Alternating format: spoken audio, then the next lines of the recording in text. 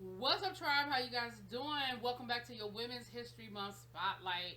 I think we are on day 17, 18. I don't know. But it'll be right in the description. Today we're going to be talking about Alice Allison Dunnigan, okay? Alice Allison Dunnigan was the first African American female correspondent at the White House and the first black female member of the Senate and House of Representatives press galleries. Dunnigan was born April 27, 1906, in Russellville, Kentucky, to Willie and Lena Pittman. Her father worked as a tobacco sharecropper, and her mother took in laundry for a living. At the age of 4, she began attending school one day a week and learned to read before entering the first grade.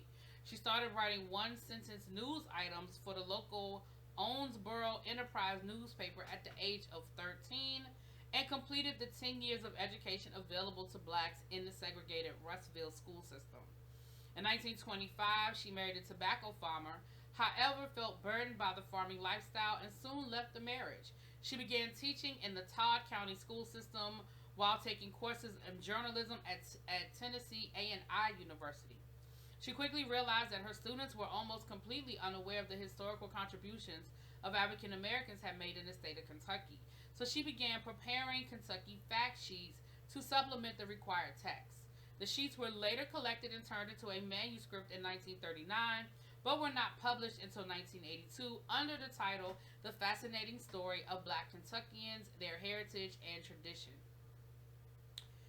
In 1936, at the onset of World War II, Dunnigan juggled a freelance writer position for the Chicago, Illinois branch of the American Negro Press and night courses at Howard University in statistics and economics.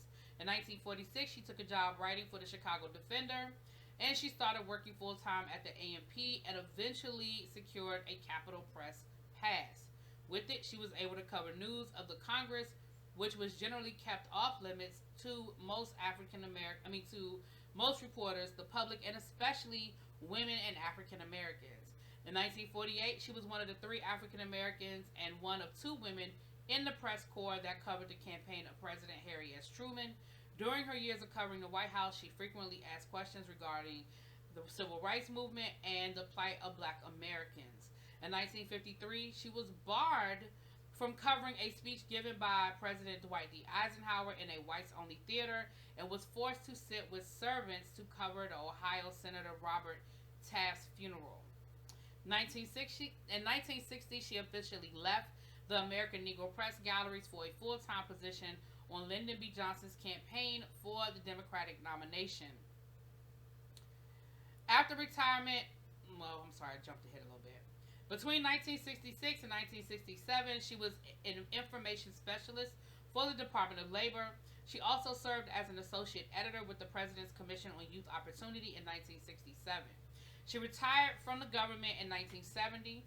After retirement, she wrote her autobiography, A Black Woman's Experience from the Schoolhouse to the White House, which was published in 1974, and of course the book that we mentioned earlier.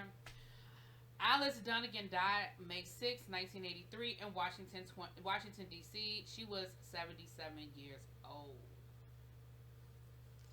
So that is your spotlight for today. Hope you guys enjoyed it. Let me know what you think in the comments.